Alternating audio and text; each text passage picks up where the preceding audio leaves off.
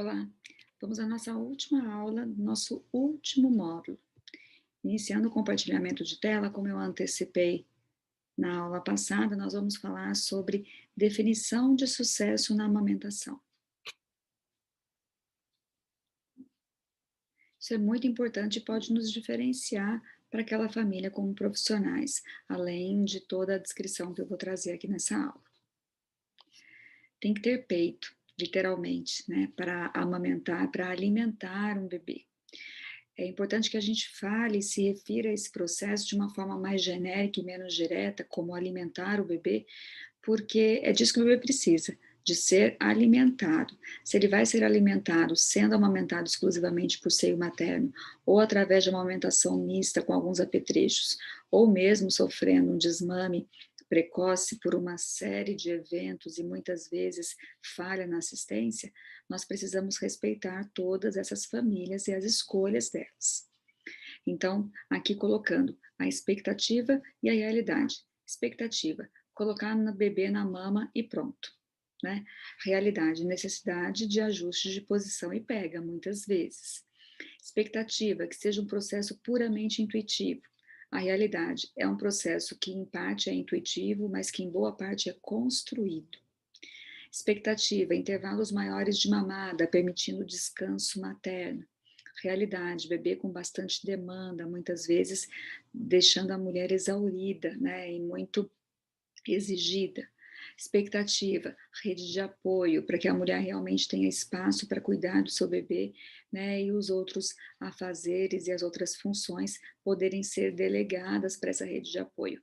Muitas vezes o que a gente tem de realidade é uma rede de agouro, como nós costumamos brincar, em que as pessoas palpitam, dão suas opiniões, mas o auxílio e o apoio, o colo que a mãe precisa, muitas vezes não é disponibilizado, ainda mais em períodos de pandemia, posso dizer, de cadeira. Pensando fora da caixa, então, muitas vezes não basta querer, não bastam duas mamas, uma mulher disposta e um bebê querendo mamar, né? Muitas vezes nós julgamos essas famílias, sejamos nós profissionais, sejam os leigos, né? Se a mulher está querendo dar mamar, se o bebê está querendo mamar, qual é a dificuldade? É só colocar o bebê na mama e ele pega naturalmente? Nós não somos mamíferos? Não é tão simples assim, porque não é puramente intuitivo, é um processo construído e que passou sim a ser mais dificultoso na medida em que nós nos afastamos da natureza da nossa espécie, né? E nós internamos nos hospitais os partos e nós colocamos nas mãos dos pediatras e dos profissionais, né, o sucesso na amamentação, nós perdemos a nossa própria identidade e conexão quando se trata do binômio. Fora que há sim aspectos não fisiológicos, patológicos, que podem ser verdadeiros obstáculos à amamentação e que nós precisamos tornar esses processos, né, possíveis, né, mesmo com as limitações que vêm. Saindo do senso comum, portanto, há sim reais razões para a baixa produção de leite. Quem são elas? Tecido glandular insuficiente, como a hipoplasia mamária, questões hormonais, como uma mulher hipotiroideia sem tratamento, e o mau manejo. Muitas vezes é uma questão de ajuste, de pega, de posição, o próprio ambiente e aspectos emocionais da mulher. De toda maneira, nesses casos, baixa produção se instala e ela precisa ser vista, reconhecida e bem manejada para que o bebê não entre numa seara, né, de baixa ingesta, desidratação, perda importante de peso e a gente perder, né, o timing de agir. Atenção para esse mito, né? Não existe bebê dorminhoco ou preguiçoso para mamar. Se ele está recusando, se ele não está mamando, é porque ele não está conseguindo mamar. Conduta, a gente precisa diagnosticar a causa, precisa saber o que é que realmente está acontecendo e não só dizer que o neném é dorminhoco ou preguiçoso demais. Para você que vive ainda na Peitolândia, como eu já vivi, existem sim verdadeiras indicações de complementação da amamentação, seja essa complementação preferencialmente com leite materno ordenhado ou mesmo leite artificial na ausência ou na insuficiência do volume ordenhado.